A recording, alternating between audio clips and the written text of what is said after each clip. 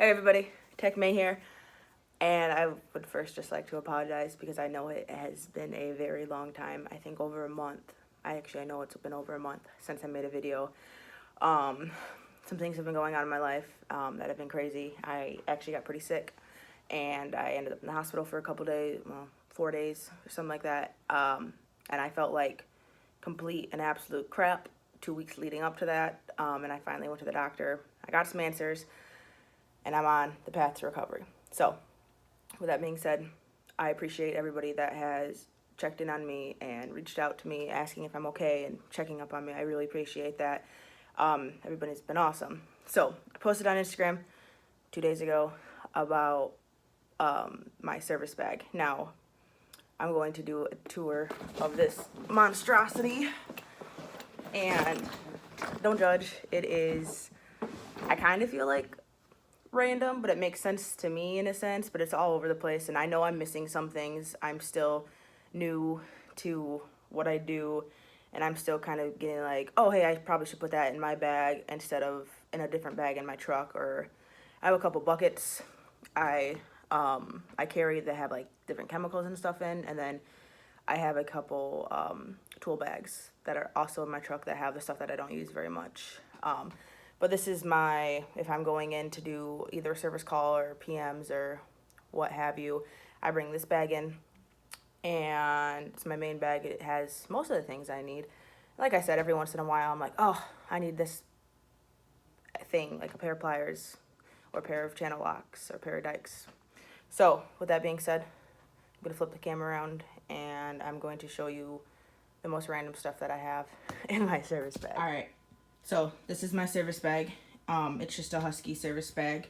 I needed something, and I had reached out to a couple companies to see if their service bag would be something for me. I didn't get very many responses, so I just decided to go to my local Home Depot and see what they had. A couple of the other battery techs had backpacks, which is why I chose a backpack. I'm not sure if I will stay with this backpack, but for right now it does what it needs to do for me, and I don't really have any complaints.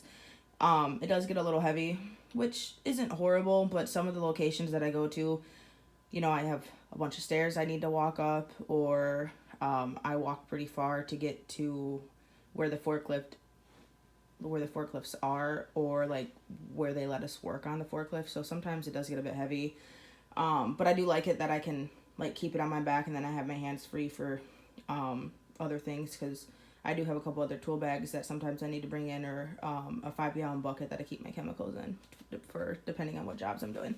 So let's get into this. I do not have anything in this pocket. I didn't even notice it until today. In my side pocket, I have some 2-part epoxy. I needed this stuff because I was doing a jar lid on a cell, and I didn't need it all, but those are pretty common for me to do, so this is what I use. Nothing special about it. I just went to the local parts store to grab something. I have some shrink wrap, positive and negative, or black and red depending on how you see it. So if we have copper showing, just a little copper, that's just because the insulation is cut or something and the copper is not damaged, we'll just put some heat shrink over it. Instead of replacing a whole cable, because if the copper's not damaged, there's no need to replace the cable. And then I do have cable cutters, and these are, I don't even know, I just grabbed these. I think they're Crescent. I grabbed those because I needed a pair, and that's what I think I got those also at Home Depot. And then I have, I don't even know, some, that is, I guess, the instruction manual for that. Continuing on, maybe, I have a couple screwdrivers. This is the one that I put some shrink tubing on, and obviously it is kind of ruined, but the screwdriver's still fine. These are just Craftsman ones that I've had for a while. I got these for Christmas like 3 or 4 years ago, I think. So I got that one. And then this one, as you can see, they have chemical and acid all over them. I really need to get the striking handle ones. I don't know if I should be hitting these with a hammer. I do, but that doesn't mean I should. So on my other side, I have electrical tape. I use electrical tape if I see a cut in a cable and I don't have heat shrink right away. I'll electrical tape it just so it doesn't touch anything and make sparks. You know, that's always good when that happens. Just kidding, that is not good and it's kind of scary. So, or if I'm replacing a cable, I will electrical tape the end where the cable and the contact tip meet and they're not together yet. So I'll do that just so it doesn't touch anything. And then in this pocket, I just keep my hydrometer. My company does provide hydrometers, but I did not like the one they provided. So I bought my own off Amazon. It was like 10 bucks. It's nice because you just, you know, squeeze, the acid goes up and you can read the what it is. So I keep that on the side because I use that a lot, so I can just pull it out and then put it back in. And then if there's acid on it, it won't touch any of my other tools. There's normally towels in here that I keep, but obviously I don't have any in there right now.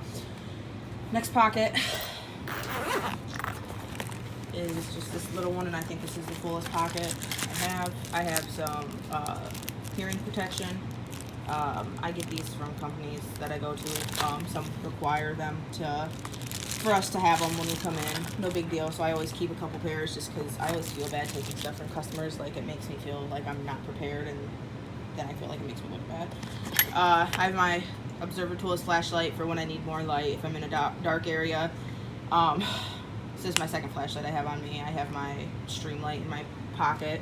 If you haven't checked them out, definitely check them out. They're a great company, and these flashlights are awesome. Let's see what else. This is my drill bit for drilling out inner cell connectors. These are provided for me, but this thing is awesome. It's sharp. This is also you put the cable right there and there's a little blade and it cuts it and then it stops before it gets to the copper. So this thing is awesome, and I use this more than I use this. These are harder for me. I do not have the grip strength quite for them, and I have small hands, so it makes those hard to use for me. That's just my personal opinion. I know a lot of the other battery techs use those and not this, but all the other battery techs are guys and have big hands. So it's really just a personal preference as to what you like. And then a center punch. I use this for that drill when I drill inner cell connectors, and just a contact tip. Normally keep a couple extra in my bag, because when you're doing PMs or something and you find a contact tip that's corroded or cracked or something, we normally just replace them on the spot, depending on customers. Some customers don't want us to, and some do, so it just depends. Okay, that's not gonna get closed. It's hard to do this one-handed. So now my big pouch. Now this is the pouch that makes the least amount of sense, I would say, but like I said, to each their own. If I can ever get it open. Okay. So in here, this is a big pouch, and it's not focusing. Sorry, my camera wasn't focusing. So this pouch is just all over the place. This is my meter. It's a Fluke with the case. It's got all my leads and stuff. I use that 87 times a day. I have a 50-foot extension cord in here because you never know. I heat shrink a lot of things, and my drill is corded, so I use that all the time, which takes up a lot of room. So that's one thing I'm trying to figure out if I even want in here. Hammer just out of my mat set. Obviously you need it for the center punch, and sometimes you have to break connectors to get them unglued from melting issues. I got some lead sticks for when I have to burn, is what we call it, inner cell connectors back on or cables back on. I do that quite often, actually. I'm not the best at it, but obviously it gets better with practice. In this pouch, I have my dikes. This is, I'm not sure. I think these are Cornwell. I'm not 100% sure. And then I have, this is that special tool I made, or one of the techs made for me. I shouldn't say I made it because he did most of the work. It's just to get connectors off, you either have to use a screwdriver to push a plate down or just grab these. So these are 10 times easier to use than any screwdriver or special tool that, I don't even know the company that makes them. I have my snap-on 3/8 ratchet in here. I use this so sometimes for batteries they are they have like a hold down tray, I guess you could say, and it's just a 3/8. So I have my extension to get in there to get it out. So that's how I loosen that up. So this is a special tool that comes with watering systems to get the little caps off to look into the cells. We call them, sometimes we call them floats, sometimes we call them injectors. Sometimes they're really a pain in the butt to get off, so they make these special tools to get them. You stick it on and turn. It's not that big of a deal. Got some paperwork that I don't need. This is the rest of my punch set. I don't really need this in here. I didn't even realize it was at the bottom, but it goes with my center punch. And then I have another pair of, I think these are Knipex, however you pronounce them. Use these a lot to make sure things are sturdy, or if I need to break something off, I'll use those. And another lead stick and some paperwork that's just random down here. I think that's it for this pouch. I did realize that I forgot to show you. Oh, no, there's more in here. Just a couple adjustable wrenches. These are Husky ones. I bought them when I bought the bag and everything else when I went to my Home Depot. And so I bought those because, as you can see, I do not have any sockets or anything in here, or wrenches, just because I don't use them that much anymore. There are a couple times I will need them, but I don't necessarily use them all the time. So I just have a couple adjustable, and then I keep my Mac wrench set out in the van with a couple socket sets that I have too. So this pouch is a pouch I forgot to show you. I keep gloves. This is my personal meter. It's just a little baby Fluke. I keep this just because it took them a couple weeks to get me a meter that was provided. I was using my amp clamp because it takes the voltages, but it wasn't going to enough decimal points for voltages. It would only go to 1, so I needed a couple more because there's a big difference between 2.11 and 2.19 in batteries. So I just haven't taken that out. This Fluke is my amp clamp. I do chargers, so I need that a bunch. I have a ratchet strap because you never know when you're going to need to secure something.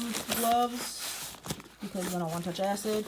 And then I have some hose for the watering system, just extra in case some breaks or something. So yeah, that is the tour of my Husky bag. Please like, comment, share, subscribe. I know it's been a while, guys, and I'm truly sorry for that. Oh, there's Willow. Willow, can you say hi? She doesn't know what I'm doing. But anyway, I'm back on track. I've been off work for almost 3 weeks now. I go back on Wednesday, so I'm pretty excited. I'm also a little nervous just because, you know, I've felt like crap for so long, so it's weird to feel normal again. But anyway, if anybody has any questions, comments, or concerns, please let me know, and thank you for watching.